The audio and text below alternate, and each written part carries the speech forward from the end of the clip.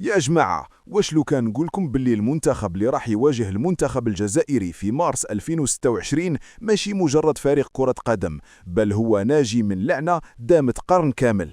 تخيل بلاد تعشق البالون لدرجة الجنون، بصح عمرها ما شافت المونديال.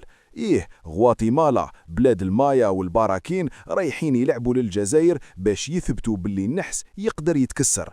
بصح الصدمة وين راهي؟ الصدمة هي أنه هذا المنتخب في واحد الوقت كان هو بعبع قارة أمريكا الشمالية، وكان قادر يمحو منتخبات كبيرة من الخريطة، واليوم راهو جاي يواجه محاربي الصحراء. حكايتهم تبدأ من واحد المأساة اللي خلت الشعب كامل يبكي، ومن سمكة قرش كانت ترهب الحراس في كل ماتش. اركبوا معنا في هذه الرحلة، لأنه واش راح تسمعوا على غواتيمالا اليوم راح يخليكم تعيدوا حساباتكم. تاريخ غواتيمالا مع البالون بدأ في 1919، يعني قبل ما تتأسس بزاف دول نعرفوها اليوم. في هذيك الفترة الكرة كانت بالنسبة لهم وسيلة باش يثبتوا وجودهم قدام العمالقة كما المكسيك والولايات المتحدة. في الستينات غواتيمالا كانت الغول كاع منطقة الكونكاكاف. في 1967 حققوا المعجزة وفازوا بكأس الكونكاكاف، وهي النسخة القديمة تاع الكأس الذهبية. في ذاك المونديال القاري غواتيمالا ما خلات حتى واحد في طريقها، غلبوا المكسيك وهزموا الكل وتوجوا بالذهب. هذيك كانت العصر الذهبي اللي لليوم الجماهير الغواتيمالية تبكي عليه. بصح من بعد ذاك التتويج صارت حاجة غريبة، النحس بدا يطارد فيهم. كل ما يقربوا من المونديال يصرى سيناريو هوليوودي يخلجهم في آخر لحظة، كأنه لعنة من حضارة المايا القديمة ضربت المنتخب وما حبتش تطلقه. وهذه الدراما هي اللي خلات المنتخب الغواتيمالي اليوم فريق شرس يلعب على النيف وما يخاف من حتى اسم. بصح كاين نهار أسود في تاريخ غواتيمالا، نهار اللي الكرة تحولت فيه من فرجة لمأساة لطانية. رانا نهضروا على 16 أكتوبر 1996 في ملعب ماتيو فلوريز. كان عندهم ماتش مصيري ضد كوستاريكا في تصفيات مونديال فرنسا 98. الملعب كان يهز، الغاشي فوق الغاشي، التذاكر تباعت بزيادة، وفجأة وقعت الكارثة. تدافع رهيب خلى 38 مناصر يموتوا تحت الرجلين، وأكثر من 140 جريح. العالم كامل حبس أنفاسه، والرئيس الغواتيمالي أعلن الحداد الوطني. هذيك الحادثة جرحت قلب الكرة في غواتيمالا، ولليوم قبل كل ماتش كبير يفكروا هذوك الضحايا. هذا الروح الانتصارية اللي نشوفوها اليوم في لاعبيهم جاية من ذاك الوجع، يحبوا يربحوا باش يهدوا الفوز للأرواح اللي راحت وهي تشجع فيهم. يعني يا محاربي الصحراء، راكم راح تواجهوا فريق يلعب قلبه قبل رجليه، فريق يعتبر الكرة قضية حياة أو موت. بصح شكون هو الأسطورة اللي خلى اسم غواتيمالا يتردد في كل بلاصة؟ لازم نهضروا على كارلوس رويز، الملقب بالبيسكاديتو أو السمكة الصغيرة. هذا الراجل يا خوتي ماشي بنادم، هو ماكينة أهداف. رويز هو الهداف التاريخي لتصفيات كأس العالم عبر كل العصور في العالم كامل. تخيلوا سجل 39 هدف في التصفيات المونديالية، متفوق على أسماء كما كريستيانو رونالدو وميسي في هذا الرقم بالتحديد. رويز كان يمثل الروح القتالية لغواتيمالا، كان يماركي من أنصاف الفرص، وكان يخلي المدافعين يكرهوا حياتهم. رغم أنه اعتزل، بصح العقلية اللي خلاها في المنتخب ما زالت كاينة. الجيل الحالي تاع غواتيمالا تربى على فيديوهات رويز، وراهم جايين للجزائر باش يوريونا باللي السمكة الصغيرة خلات وراها قروش جيعانة للانتصارات. الماتش ضد الجزائر راح يكون اختبار حقيقي للدفاع تاعنا قدام مدرسة تعتمد على القوة البدنية والسرعة في المرتدات. في 2016 غواتيمالا عاشت موت سريري كروي. الفيفا جمدت نشاط الاتحاد الغواتيمالي بسبب فضائح فساد وتدخلات سياسية. بقاو عامين كاملين ممنوعين من اللعب دوليا. تخيلوا جيل كامل من اللاعبين ضاع، والمنتخب طاح في ترتيب الفيفا لدرجات سفلية. بصح كيما طائر الفينيق عاودوا ناضوا من الرماد في 2018، بداو يبنيوا من الصفر، جابوا مدربين يعرفوا قيمة الكرة اللاتينية وبداو يرجعوا الهيبة تاعهم خطوة بخطوة.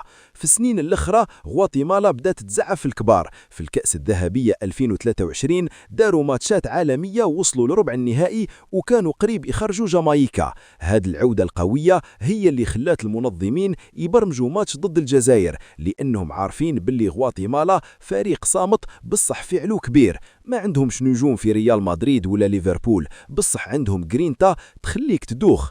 تكنيكيا غواتيمالا مع المدرب المكسيكي لويس فرناندو تينا ولات فريق منظم بزاف، ما يفتحوش اللعب بطريقة انتحارية، بل يلعبوا بالبلوك القريب لبعضاه، يعتمدوا على التحولات السريعة اللي تقتل الخصم.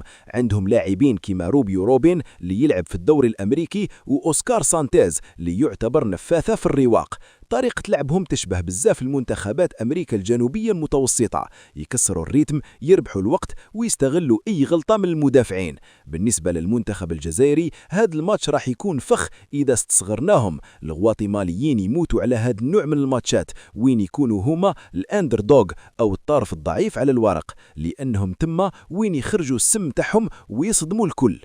واحد من الأسرار اللي ما يعرفوهاش بزاف على غواتيمالا هي عقدة المونديال. هما أكثر منتخب في العالم لعب تصفيات أكثر من 150 ماتش وعمره ما تأهل. هاد العقدة خلات الشعب الغواتيمالي يولي عصبي كرويا، الصحافة تما ما ترحمش والضغط على اللاعبين رهيب.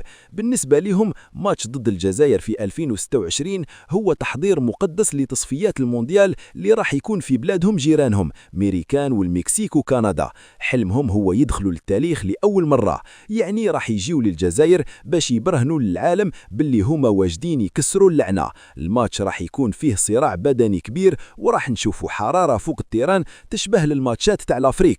غواتيمالا ما يجيوش باش يتصوروا مع نجومنا، يجيوا باش ياكلوا العشب. بزاف ناس يسقسوا علاش الجزائر اختارت تلعب مع غواتيمالا بالذات.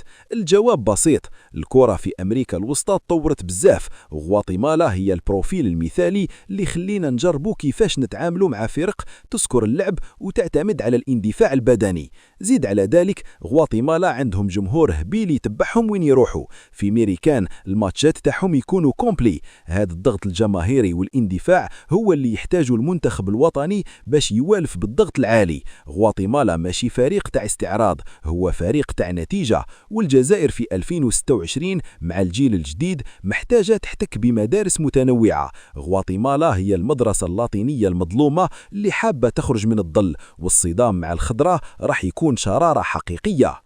لو كان نغوصوا في تشكيلة غواتيمالا الحالية نلقاو باللي كاين مزيج بين الخبرة والشباب. كاين حارس مرمى نيكولاس هاغن اللي يلعب في بيلاروس وهو حيط صد حقيقي، هذا الحارس بالذات دار تصديات خيالية قدام المكسيك وكندا. وفي الدفاع كاين صلابة كبيرة، بصح نقطة قوتهم الحقيقية هي الروح الجماعية، ما عندهمش نجم واحد يكلوا عليه، بل الكل يدافع والكل يهاجم. هذا التضامن هو اللي يخليهم يصمدوا قدام منتخبات عندها نجوم عالميين. في ماتش الجزائر راح يحاولوا يغلقوا المساحات على رياض محرز أو شايبي أو قويري، وراح يعتمدوا على الكرات الثابتة اللي هما سبيسياليست فيها. لازم نحذروا من الركنيات والمخالفات لأنه الغواتيمالا تماركي بزاف بهاك الطريقة. في الأخير ماتش الجزائر وغواتيمالا في مارس 2026 ماهوش مجرد ماتش أميكال، هو لقاء بين تاريخين مختلفين تماما. الجزائر بتاريخها القاري ومشاركاتها المونديالية، وغواتيمالا بحلمها اللي طال انتظاره وقصتها المليئة بالألم والعودة من بعيد. غواتيمالا راح تدخل التيراه وهي لابسة قميص فيه ريحة البراكين وعزيمة شعب ما يركعش، وإحنا لازم نكونوا واجدين لمعركة كروية حقيقية. هل راح تقدر الجزائر تروض قروش غواتيمالا، أم أنه أحفاد المايا راح يديروا المفاجأة في قلب الجزائر ويقولوا للعالم رانا جايين للمونديال؟ الأكيد هو أنه راح نشوفوا سهرة كروية ممتعة مليئة بالتشويق وراح تبقى في الذاكرة. وجدوا رواحكم لأنه العاصفة الغواتيمالية قادمة، والبالون ما فيهش كبير وصغير، فيه اللي يمد أكثر فوق التيران.